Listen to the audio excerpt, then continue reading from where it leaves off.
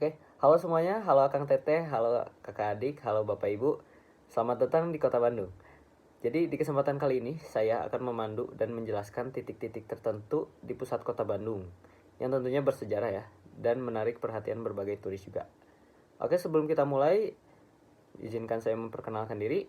Nama saya Muhammad Rifki Egria atau Egria saja agar simpel. Oke, mari kita mulai. Oke, untuk destinasi pertama yang akan saya jelaskan adalah titik 0 km Kota Bandung. Titik ini adalah tempat di mana Kota Kembang ini berawal, yang diwakili dengan Tugu 0 km yang berada di depan kantor Dinas Bina Marga. Oke, dan mungkin kurang terlihat ya untuk tugunya sendiri karena hanya berukuran 50 cm. Tetapi di belakangnya ada sebuah kendaraan. Jadi ini adalah mobil Stum ya, kuno ya pastinya, atau dinamakan Stumwalls, yang digunakan untuk membuat dan meratakan jalan di sepanjang jalan ini. Dan untuk sejarah singkat, pada tahun 1810 seorang gubernur jenderal bernama H.W. Dendos berkunjung ke Bandung Raya dan berjalan kaki sepanjang jalan Asia Afrika ini. Dan saat sampai di tempat yang kita kenal dengan titik 0 km Kota Bandung ini, Dendos mengucapkan, "Bila aku kembali, di tempat ini telah dibangun sebuah kota." Dan pada tahun 2004, Tugu 0 km Kota Bandung ini telah diresmikan. Dan itu adalah sejarah singkat mengenai 0 km Kota Bandung. Oke, sekarang mari kita berjalan sepanjang jalan Asia Afrika dan saya akan menjelaskan titik-titik tertentu yang penting. Oke, kita sekarang berada di Jalan Asia Afrika. Nah, di sini tuh banyak sekali gedung-gedung perkantoran kantor gitu, dan juga banyak gedung-gedung peninggalan zaman Belanda. Jadi motifnya itu unik ya. Oke, jadi dulu nama jalan ini bukan Jalan Asia Afrika ya. Dulu ini nama jalannya Grote Postweg, yang artinya Jalan Raya Pos, yang kemudian diubah menjadi Jalan Asia Afrika tentunya. Nah, jalan ini juga cukup bersejarah untuk Indonesia ya, karena di tempat inilah terjadinya konferensi Asia dan Afrika. Oh iya, dan jika akan teteh melihat-melihat di sekitar jalan ini, banyak orang yang mengambil foto pre-wed. Kenapa? Karena jalannya juga estetik, jadi masuk akal ya kalau mengambil foto pre-wed di sini, soalnya bagus juga hasilnya. Oke, maju dan Akang Teteh melihat sebuah bangunan. Nah, kalau Akang Teteh ingin staycation atau hanya ingin menginap di pusat kota Bandung, Akang Teteh dapat menginap di hotel ini, yaitu Hotel Savoy Homan. Nah, Savoy Homan ini adalah bangunan milik warga negara Jerman yang bernama Homan, makanya namanya Savoy Homan. Sebelumnya, hotel ini dinamakan Hotel Post Road, dan pada tahun 1895, hotel ini pernah dijadikan gedung untuk pertemuan orang Belanda yang berdomisili di kota Bandung. Oke, selanjutnya di jalan ini tentunya ada Museum Asia Afrika. Nah, museum ini adalah museum yang menyimpan banyak barang-barang bersejarah mengenai peristiwa yang terjadi pada tanggal 24 April 1955, yaitu Konferensi Asia Afrika. Dan di sebelahnya terdapat Gedung Merdeka yang telah dijadikan museum. Gedung ini dulunya pernah digunakan sebagai konferensi tingkat tinggi Asia Afrika pada tahun 1955. Dan jika kita maju lagi sedikit, kita akan bertemu sebuah terowongan yang viral di kota Bandung ini. Nah, kenapa viral? Karena berisi tulisan ini ya. Dan Bandung bagiku bukan cuma masalah geografis. Lebih jauh dari itu, melibatkan perasaan yang bersamaku ketika sunyi. Oleh Pidi Baik. Atau dengan tulisan Bumi Pasundan lahir ketika Tuhan sedang tersenyum oleh M.A.W. Brower. Oke, stop kita selanjutnya adalah alun-alun Kota Bandung. Nah, pada tanggal 31 Desember 2014, alun-alun Kota Bandung ini telah diresmikan oleh Wali Kota Kota Bandung, yaitu Bapak Ridwan Kamil.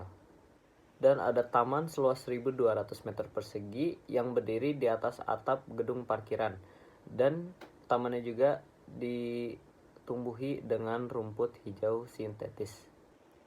Di sini juga terdapat berbagai fasilitas beragam seperti taman bermain anak-anak, perpustakaan, dan terdapat juga jaringan wifi. Nah, di depan alun-alun Kota Bandung ini terdapat sebuah halte bus yang cukup panjang untuk melengkapi fasilitas di taman pusat kota ini. Di alun-alun juga terdapat Masjid Raya Bandung yang identik dengan Ka'bah emasnya dan menaranya di sisi kanan dan sisi kiri. Next, kita mengunjungi river spot Cikapundung. Nah, yang akan saya jelaskan itu adalah sungainya. Jadi Sungai Cikapundung adalah sungai yang terpanjang, kurang lebih sepanjang 28 km ya, yang membelah kota Bandung dan bermuara di Citarum. Nah, Citarum ini memiliki luas sekitar 434 km. Sungai ini berhulu di Gunung Tunggal dan Gunung Pangparang, Desa Cipanjalu, Kecamatan Cilengkrang. Terdapat 3 instalasi penyediaan air baku yang menyuplai air minum di kota Bandung sebanyak 3.700 liter per detik. Sejumlah air terjun telah digunakan sebagai pembangkit listrik dan pembangkit listrik tenaga air sejak pemerintahan Belanda pada tahun 1923. Generatornya ada 2. Pertama di Bengkokan 3 kali 1050 kW dan kedua di Dago 1 kali 700 kW. Oke, selanjutnya kita berjalan ke Jalan Braga. Pasti tahu ya Braga, karena Jalan Braga itu sangat terkenal biasanya. Hampir seluruh wisatawan yang main ke kota Bandung pasti tahu Jalan Braga. Nah, dulu nih jalan ini bukan Jalan Braga namanya, tapi yaitu Jalan Pedati atau Pedati, di mana dulu jalan ini sering sekali dilalui oleh kereta kerbau yang menuju stasiun. Oh iya, itu juga batunya beda ya, bawahnya itu jalannya. Ada yang tahu itu apa batu apa yang dipakai di Jalan Braga ini? Nah, yang dipakai di Jalan Braga ini adalah batu andesit atau andesit.